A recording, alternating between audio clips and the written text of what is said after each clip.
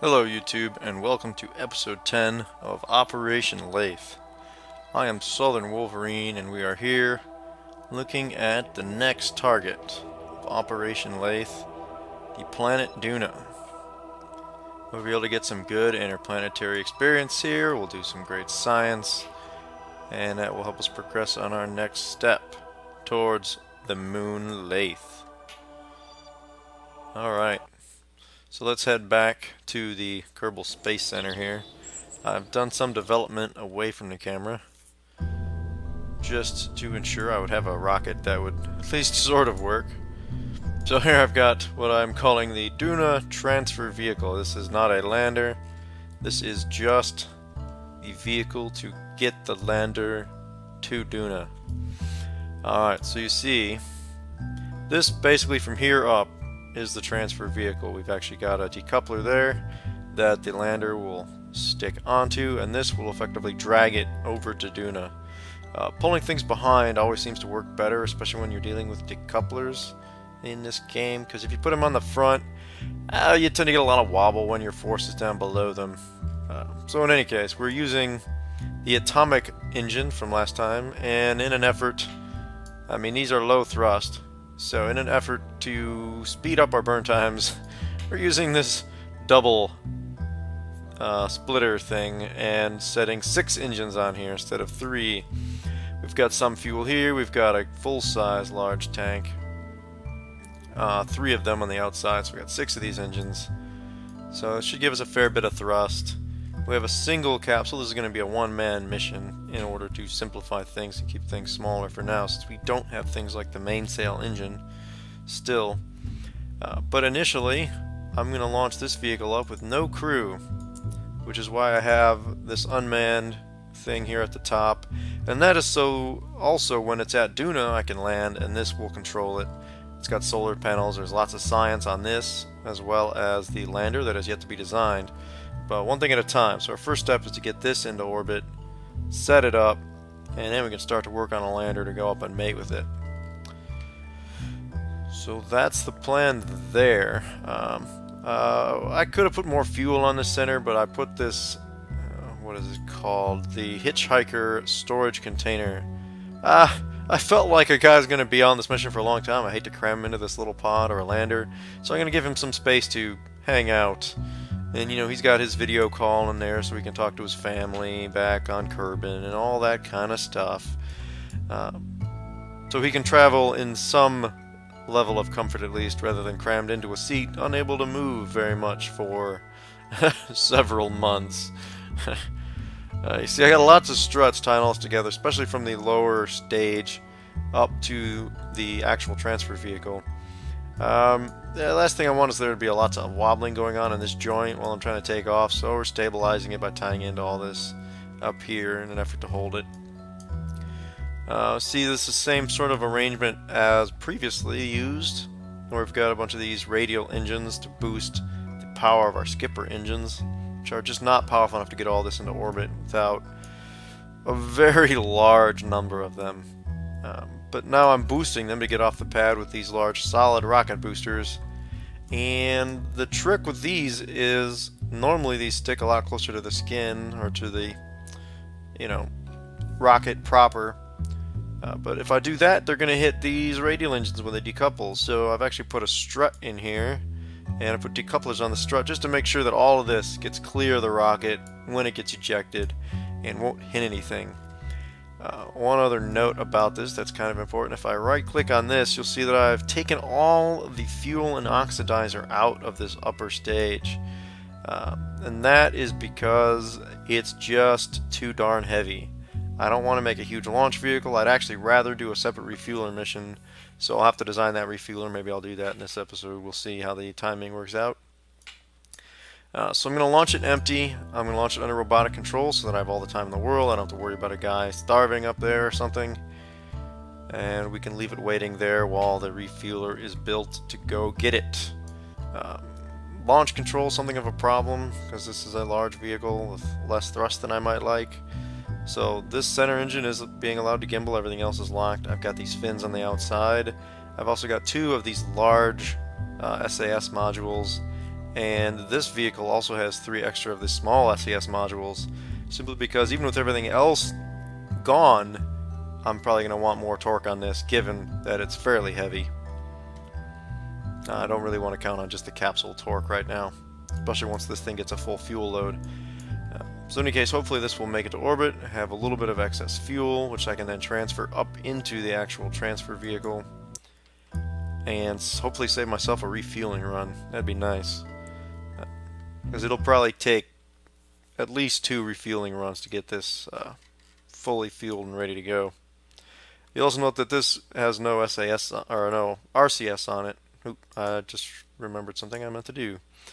It has no SAS, or rather RCS, on it because the other vehicle, the lander, is going to be docking to it rather than the other way around. That's going to be a lot easier. It's going to be a smaller vehicle, easier to maneuver, and all of that. So that's the plan.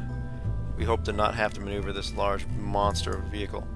So in any case, after I've gotten up and sent all the fuel into the transfer vehicle, what I want to be able to do is decouple this lower engine with some of these.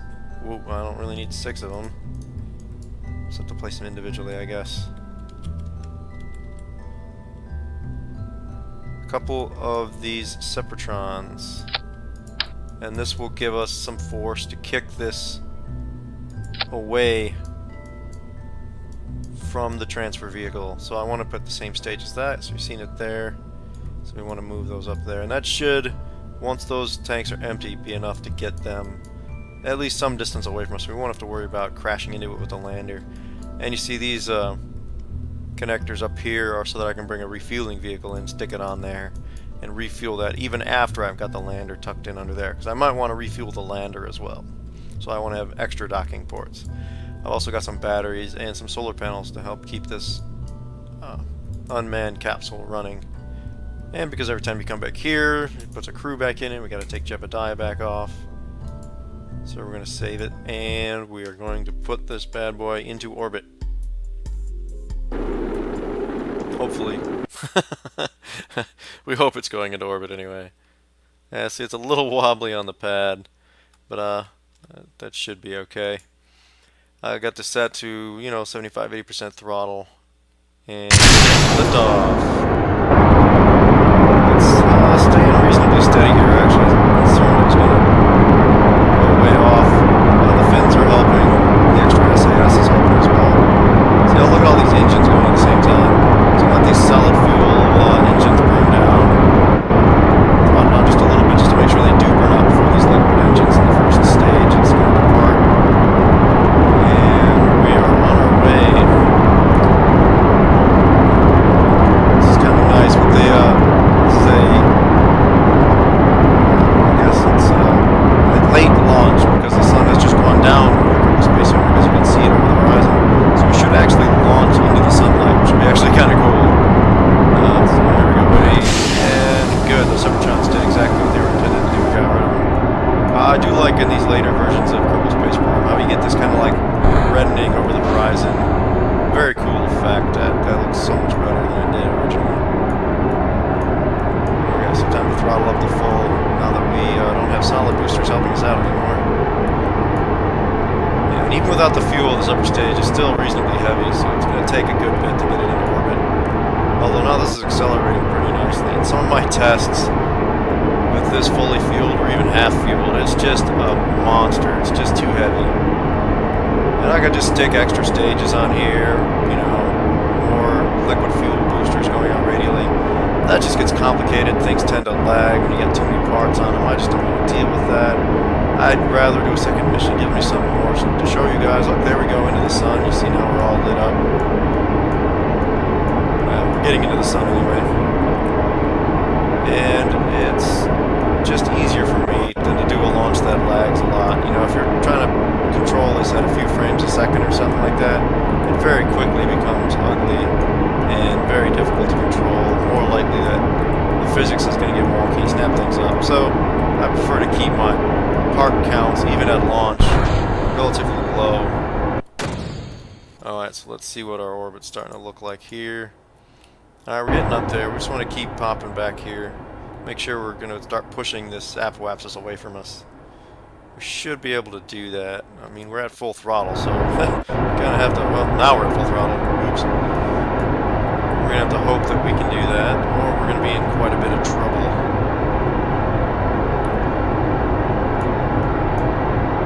So I actually need to get in orbit with these because there is no fuel up here. I can't do anything with this.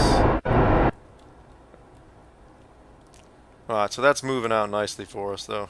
So I'm becoming increasingly confident the higher we get.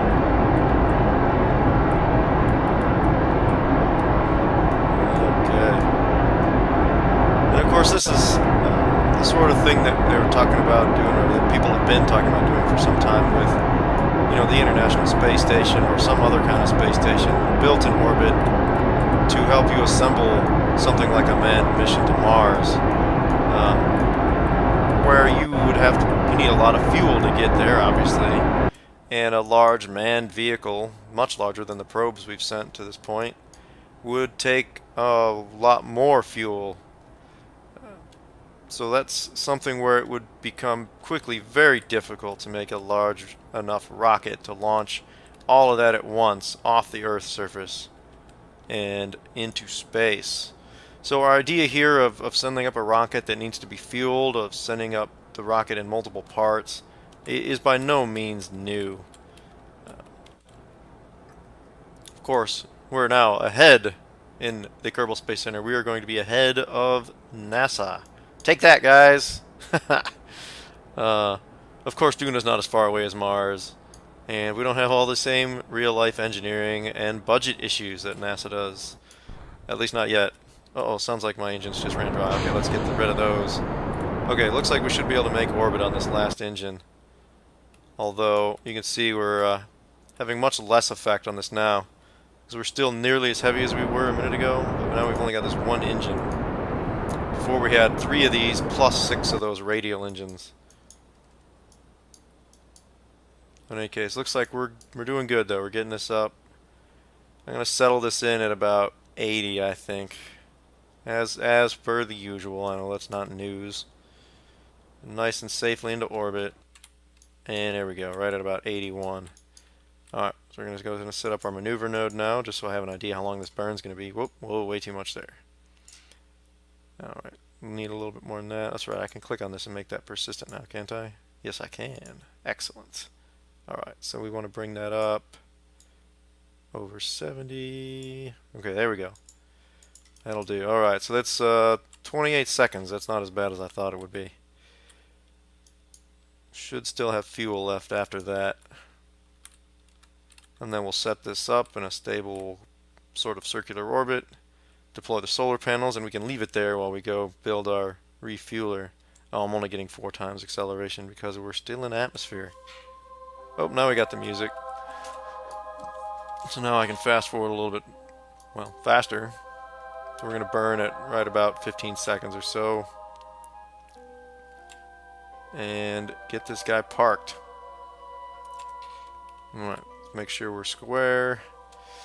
Come on, here we go. Just got to be patient. I'd love to fast forward a little bit more, but that's where I get into trouble. Trying to fast forward too late, you miss the burn. Especially on a launch window like this, or an orbital entry window, or an intercept burn or something. If you miss the timing, it can really screw things up. Okay, here we go. Now it's coming down nice. We should have plenty of fuel left to transfer. We still got 2 full tanks there. So that'll be nice. We might actually, if we're lucky, be able to get away with just a single refueling run. Easy, easy, and cut it. Okay, so did I put it 78 by 80? Alright, let's touch that up just a little bit. 79. Not half bad.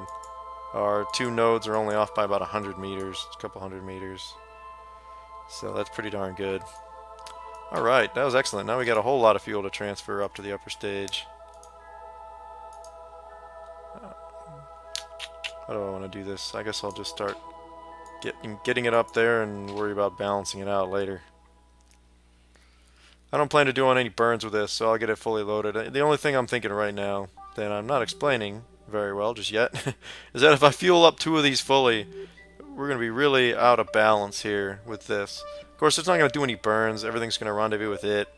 So, I suppose I'm not too terribly concerned about that. I mean, definitely we want it to be balanced before we try to fly anywhere with it. Otherwise, we could quickly get into trouble.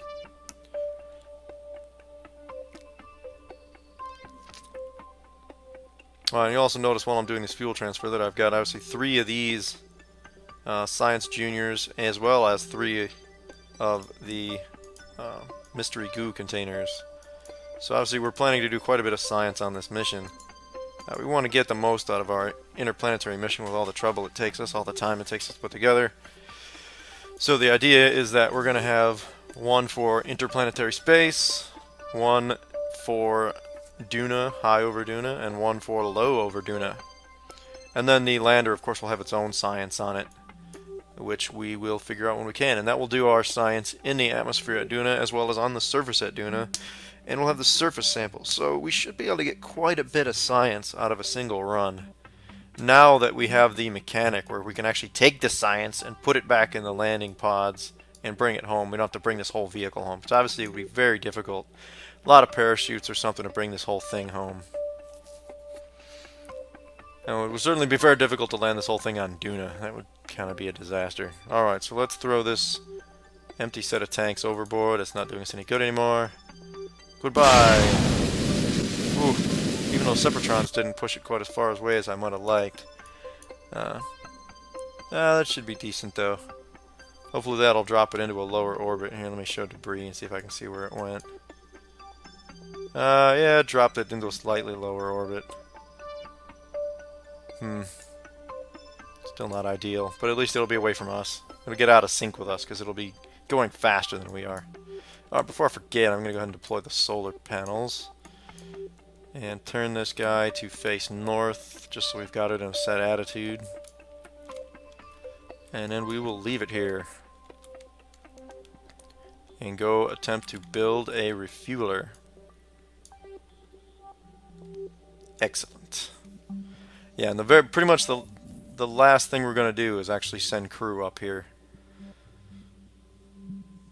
And that crew member is yet to be determined. I suppose we'll have to hold a tryout or something for the various Kerbins.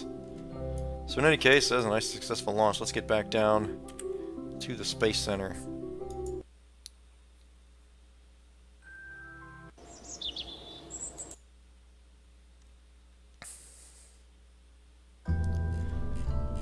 Alright, now I'm going to try something here.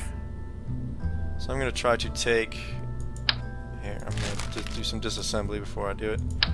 Now I want to take this whole guy and I'm going to try to use the relatively new subassembly tool. I'm going to take this whole thing and we're going to just drop it there. We're going to name it... we'll just call it launch vehicle for the moment. So that now I can use that to attempt to launch things like my refueler and such. So we'll make a new vehicle.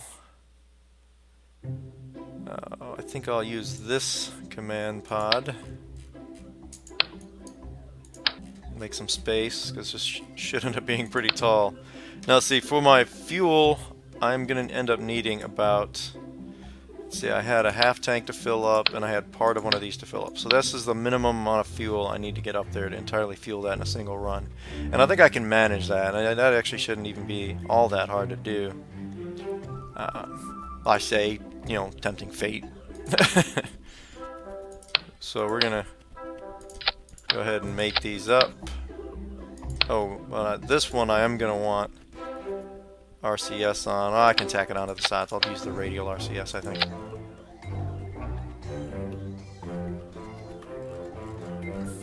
And that's pretty much it for the refueler. We're gonna want our RCS. Let's show our center of mass. And I don't think I even want to necessarily put an engine on this. You know,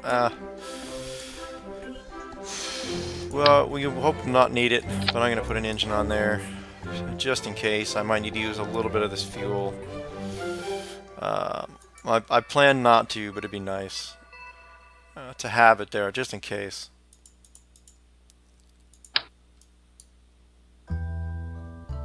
Alright, let's put some of these RCS fuel on there. We will add some of the thrusters. We'll put these clusters right at the center of mass.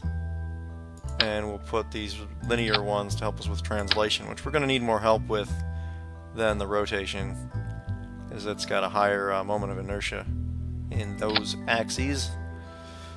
And that should give us pretty decent control over this. Now I just have to get a docking port onto this. And unfortunately that port looks a little bit too big for that. That's okay. We'll make an adapter out of one of these. We'll flip it upside down. Stick that on there like that.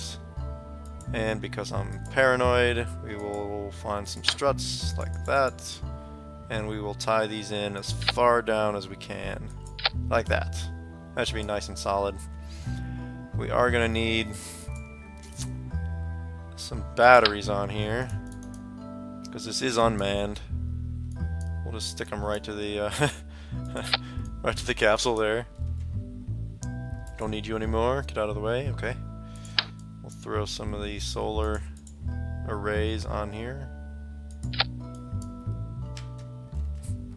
in case we end up needing to wait a while to set up our encounter. We want all the solar arrays we can get.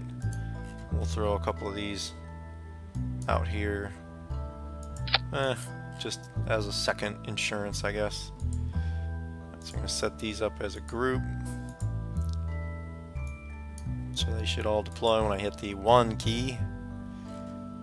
And that's really it for the actual fueling stage. So we'll call this the refueler. Mark 1. There will undoubtedly be other versions of this later on. And we're going to go put one of these underneath. And now let's pull that subassembly out and see if it remained intact. So there we go. That actually came over really nicely. The fuel lines look all connected. The struts are all good still. So I know there has been some trouble with these various subassembly mods that people have done, and with the one that they tried to put in in their own right. But that seemed to work just fine that time. And you know what? Something just occurred to me. This upper stage is going to be large. Whoa. Nope, not what I wanted. Not what I wanted. Get lost you. Just want to take this off. I'm going to have some control authority issues, I think, so I'm going to put one of these large SAS units in there just to give me a little more torque. So there, and that'll be our refueler. Hopefully that'll get up to orbit. Even though this has a full fuel load, it's got a lot less random struts and things and a lot less structure, so it should be able to make it up here with most or all of this fuel intact. So in any case, this episode's been going on for a bit, and I think we will attempt this launch in the next mission and get our transfer vehicle set up, and we'll also build our lander and try to rendezvous it, and then we'll be on our way to Duna. So once again, this has been Southern Wolverine from the Kerbal Space Center. Thank you for watching. If you liked the video, please like, comment, and subscribe. And this is Southern Wolverine signing off.